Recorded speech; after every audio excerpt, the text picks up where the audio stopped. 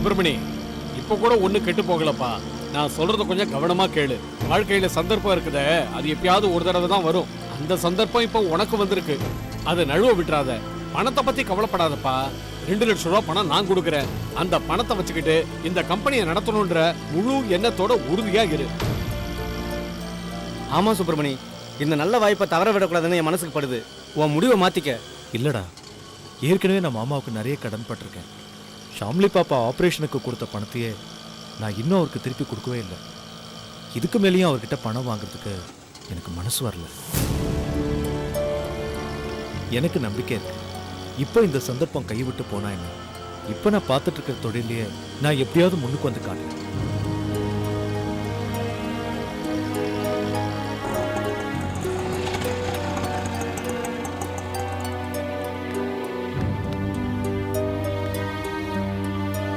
மாமா,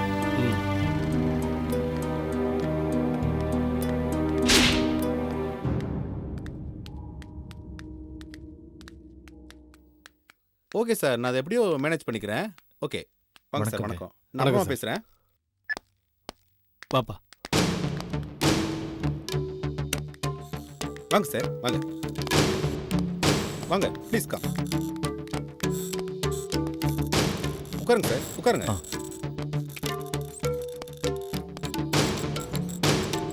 என்ன சார் இது 2-3 நாள் கழிச்சு பேலன்ஸ் பணத்தோட வந்து பார்க்குறேன்னு சொன்னீங்க, அதுக்குள்ளே வந்துட்டீங்க.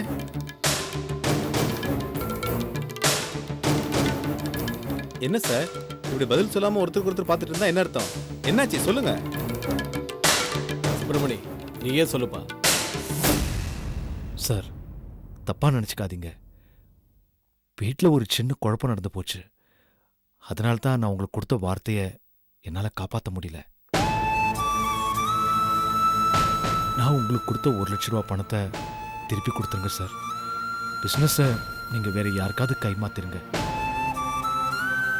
என்ன வாசு, தம்பி திடீர்னு வந்து இப்படி பேசுறாரு? அது ஒண்ணும் இல்ல சார். குடும்பத்துல திடீர்னு ஒரு பிரச்சனை ஏற்பட்டு போச்சு. கையில இருந்த பணத்தை அந்த தேவைக்காக கொடுக்க வேண்டியதாகி போச்சு. நான் கையில இருக்கிற பணத்தை கொடுத்து உதவி செய்யறேன்னு சொல்லியும் கூட சுப்பிரமணி கேட்க மாட்டேங்கிறான். நீங்க என்ன பண்றீங்க, அந்த அட்வான்ஸை திருப்பி கொடுத்துட்டு இந்த கம்பெனியை வேற யாருக்காவது கைமாத்தி கொடுத்துருங்க சார். கம்பெனியை கைமாத்தி கொடுக்கறது ஒன்றும் பெரிய விஷயம் இல்லை வாசு. இருந்தாலும் விஷ்ணு ஹோம் ஃபுட்ஸுக்குன்னு ஒரு தனி பேர் இருக்கு. கஸ்டமர் கிட்ட இந்த கம்பெனி மேல ஒரு மதிப்பு மரியாதையும் இருக்கு சார். இந்த கம்பெனிக்குன்னு ஒரு நல்ல பேரை நான் கஷ்டப்பட்டு உருவாக்கியிருக்கேன். அதனால தான் நல்ல தொழில் பண்ணுறவங்கள்ட்ட இந்த கம்பெனியை ஒப்படைக்கலாம் நான் முடிவு பண்ணேன். அதனால தான் பணம் கொஞ்சம் கம்மியாக இருந்தாலும் பரவாயில்லன்னு நான் கைமாற்ற ஒத்துக்கிட்டேன். இப்போ என்ன, உங்களுக்கு பேலன்ஸ் கொடுக்குறதுல ப்ராப்ளம் அவ்வளோதானே? தம்பி தாராளமாக தொழில் எடுத்து நடத்தட்டும். லாபம் வர வர எனக்கு கொஞ்சம் கொஞ்சமாக செட்டில் பண்ணா that is more then enough.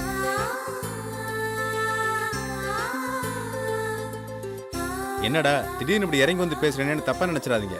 நான் ஊரோட போய் செட்டில் ஆகலான்னு முடிவு பண்ணிட்டேன். அதுக்கு முன்னாடி இந்த கம்பெனி ஒரு நல்லவங்கள்ட்ட ஒப்படைக்கலாமேன்னு தான் இந்த முடிவு எடுத்தது. அப்புறம் என்ன சுப்பிரமணி, 1 லட்ச ரூபா அட்வான்ஸ் கொடுத்துருக்குறோம். கையில 1 லட்ச ரூபா இருக்குது. 2 லட்சத்தையும் கொடுத்துருவோம்.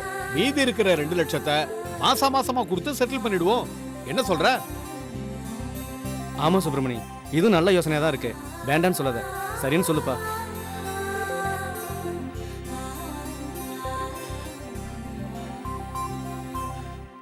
சரி சார், அப்படியே பண்ணிடலாம். அப்புறம் என்னங்க, மத்ததெல்லாம் நம்ம பேசுன மாதிரியே பேசி முடிச்சிடுவோம். தாராளமா. நான் சுப்பிரமணியம் அழைச்சிட்டு போய் என்னோட கஸ்டமர்ட்ட எல்லாம் இன்ட்ரோடியூஸ் பண்ணி வைக்கிறேன். நீங்க ஒரு நல்ல நாளா பார்த்து பூஜை போட்டு கம்பெனி ஆரம்பிச்சுக்கோங்க. ரொம்ப சந்தோஷம். அப்படியே பண்ணிடலாங்க. சுப்பிரமணி, நீங்க சின்னதா எனக்கு ஒரு ஹெல்ப் பண்ணணும். சொல்லுங்க சார். அது வேற ஒன்றும் இல்லை. ஆல்ரெடி என்கிட்ட ஒர்க் பண்ண லேபர்ஸ் எல்லாம் ரொம்ப நல்லா வேலை தெரிஞ்சவங்க. அவங்கள நீங்க தொடர்ந்து வேலைக்கு வச்சுக்கணும்.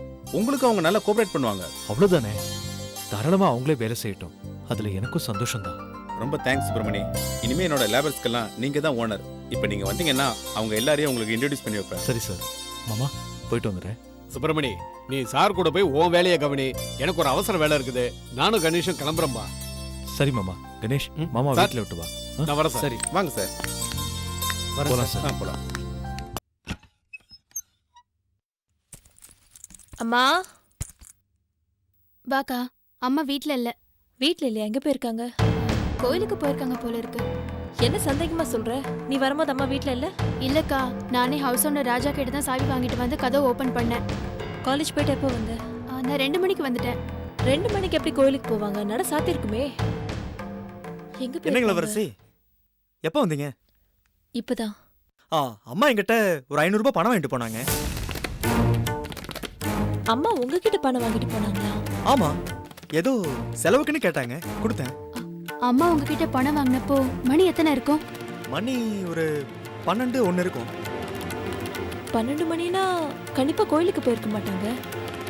வேற எங்க போயிருப்பாங்க? என்னங்க, ஏதாவது பிரச்சனையா? காலையில நாங்க கோர்ட்டுக்கு கிளம்பும் போது அம்மா எங்க மேல ரொம்ப கோவமா இருந்தாங்க. ஒருவேளை அந்த விஷயமா கோச்சுக்கிட்டு போயிட்டாங்களோ? சேச்சே, அப்படிலாம் இருக்காதுங்க. கோர்ட் விஷயத்துல அம்மாவுக்கு மனசு சரியில்லாம பக்கத்துல எங்க கோயிலுக்கு தான் போயிருப்பாங்க, அங்கதான் இருப்பாங்க. கவலைப்படாதீங்க, வந்துருவாங்க. இல்ல ராஜா, லீலா சொன்ன மாதிரி அம்மா கோச்சிட்டு போயிருப்பாங்களோன்னு எனக்கும் பயமா இருக்கு.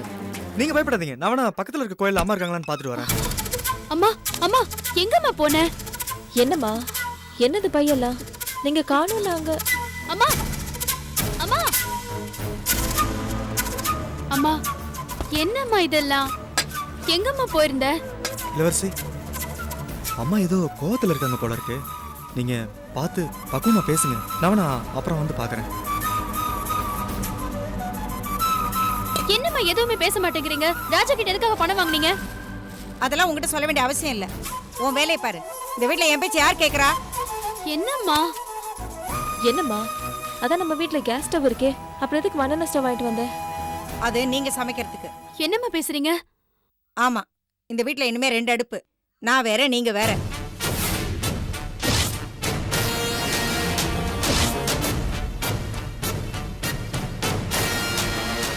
என்னம்மா அது? இப்ப எதுக்காக இந்த முடிவு? நான் உன் சம்பாத்தியத்துல வாழ்றேங்கிறதுனால தானே என்ன மதிக்காம என் பேச்சுக்கு மரியாதை கொடுக்காம இருக்கீங்க. மரியாதை இல்லாத இந்த வீட்டை விட்டு வெளியில போயிருப்பேன். 2 பொம்பளை பிள்ளைங்களை விட்டுட்டு வெளியில போயிட்டேங்கிற கெட்ட பேர் எனக்கு வந்துடக்கூடாது பாரு. அதான் வீட்டுக்குள்ளேயே தனித்தனியா இருக்கலாம்னு முடிவு பண்ணிட்டேன். காமாட்சி கிட்ட வேலைக்கு ஏற்பாடு பண்ண சொல்லியிருக்கேன். இனிமே உங்க தயவு எனக்கு தேவையில்லை. என்ன நான் பாத்துக்கிறேன். கை கால் தெம்பு இருக்கிற வரைக்கும் உழைச்சு சாப்பிட்றேன். அப்படி இல்லைன்னு வச்சுக்கோ, ஆரோ குளமா பார்த்து என் கதையை முடிச்சுக்கிறேன். என்னம்மா இப்படி பேசுறீங்க? காலையில உங்க பேச்சு கேட்காம நாங்க கோர்ட்டுக்கு போனதுனால எங்க மேல உங்களுக்கு கோவம். அந்த ஆளு நம்ம அப்பாவை கொலை பண்ண கொலைகாரமா? ஏய், அவர் உங்களுக்கு அப்பா மட்டும்தான், எனக்கு தாலி கட்டின புருஷன். நானே அதெல்லாம் மறக்கிறதுக்கு முயற்சி பண்ணல. வேண்டாம், உங்ககிட்ட எதுக்கு வீண் பேச்சு? நீங்களா பார்த்து ஒரு முடிவு எடுத்துட்டீங்க. எனக்கு தான் முடிவெடுக்கிறதுக்கு அருகதை இல்லைன்னு சொல்லாம சொல்லிட்டீங்களே. அவங்களே டைவர்ஸ் நோட்டீஸ் அனுப்பிச்சதுக்கு அப்புறம் நம்ம என்னம்மா பண்ண முடியும்? அவங்க ஒண்ணு எடுத்தேன் கவுத்து நோட்டீஸ் அனுப்பலையே. அவங்க எவ்வளவோ வாய்ப்பு கொடுத்து பார்த்தாங்க. நீங்க 2 பேரும் அந்த பெரிய மனுஷனை அவமானப்படுத்தி அனுப்புனதுனால தான் நோட்டீஸ் அனுப்புனாங்க. நடந்து முடிஞ்சதை பத்தி இனிமே பேச வேண்டாம். நீங்க உங்க இஷ்டம் போல இருங்க, நான் என் வழியை பாத்துக்கிறேன். ஏம்மா இப்படி கொஞ்சம் கூட புரிஞ்சுக்காமலே பேசிட்டு இருக்க? அக்கா நீ வாக்கா.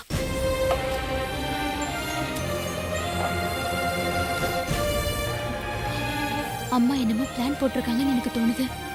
நம்ம என்ன சொன்னாலும் அவங்க சொன்னதை தான் சொல்லிட்டு இருப்பாங்க. கொஞ்சம் தனியா விட்டுட்டு அப்புறமா பேசலாம்.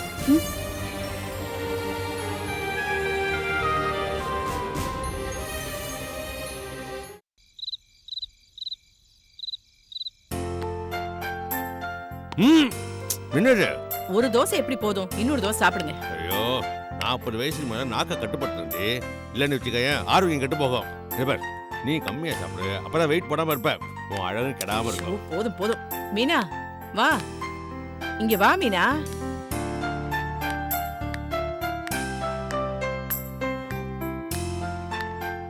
என்னம்மா ஆச்சரியமா இருக்கு, இவ்வளவு சீக்கிரம் வந்துட்டேன்?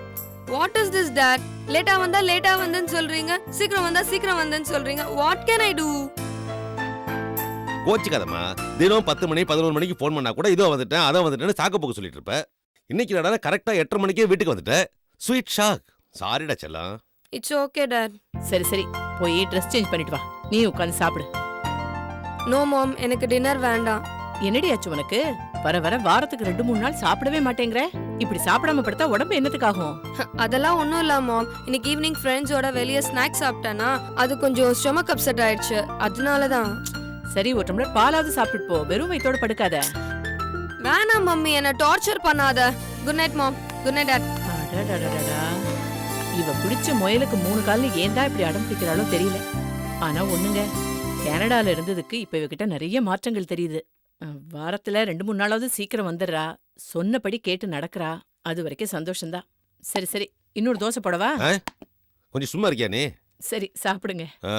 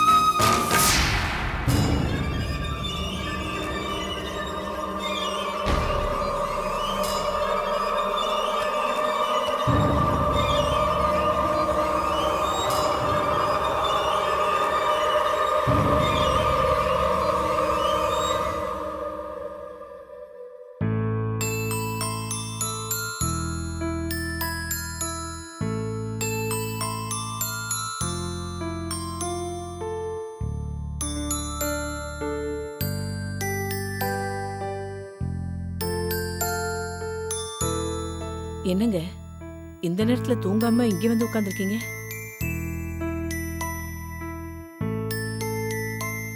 நைட் டிஃபன் சாப்பிட்றப்போ நம்ம பொண்ணு கொஞ்சம் கொஞ்சமா மாறிட்டு வரான்னு சந்தோஷப்பட்டியே. ம். அவ இன்னும் மாறலடி.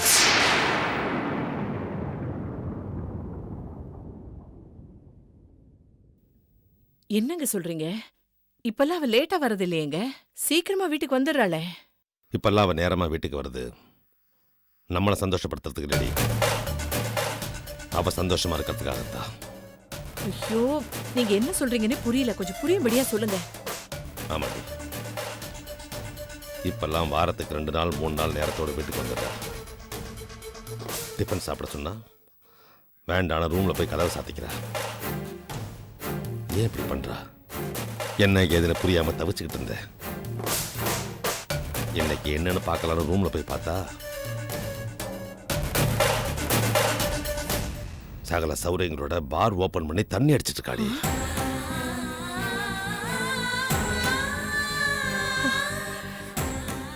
கடவுளே, அவ திருந்திட்டான்னு நினைச்சு நான் சந்தோஷப்பட்டுக்கிட்டு இருந்தேங்க. கனடால தான் பார்ல போய் குடிச்சிட்டு இருந்தா, இங்க வீட்டுக்குள்ளேயே வச்சு குடிக்க ஆரம்பிச்சிட்டாளா? ஏங்க, நீங்க அதை பார்த்துட்டு சும்மாவா வந்தீங்க? அவளை ஏய், அவசரப்படாத. நீ போய் இப்ப அவளை கண்டிச்சிட வை. நமக்கு தெரியக்கூடாதுன்னு நினைச்சு ரூம்ல உட்காந்து தண்ணி அடிச்சிட்டு இருக்கிறவ நாளைக்கு ஹால்லேயே உட்காந்து தண்ணி அடிக்க ஆரம்பிச்சிடுவா. நாம யாருக்கு என்னங்க கெடுதல் பண்ணோம்? ஏங்க நமக்கு இப்படி ஒரு பொண்ணு வந்து பிறந்திருக்கா? தருதலையா சுத்துற பிள்ளைங்களுக்கு கால் கட்டு போட்டா சரியா போகும்னு சொல்லுவாங்க. இவளுக்கு ஒரு கால் கட்டு போட்டா எல்லாம் சரியாயிடும் நினைக்கிறேன். என்னங்க பேசுறீங்க? நாளைக்கு கல்யாணம் ஆகி போய் அவங்க வீட்டுல இதே மாதிரி பண்ணிட்டு இருந்தா அவங்க ஒத்துக்குவாங்களா? இல்ல இவளை பத்தி தெரிஞ்சவங்க யாராவது கல்யாணம் தான் பண்ணிக்குவாங்களா? உண்மையை மறைச்சுதான் கல்யாணம் பண்ணணும். ஐயோ, கல்யாணத்துக்கு அப்புறம் உண்மை தெரிஞ்ச பிரச்சனை ஆயிடுமேங்க.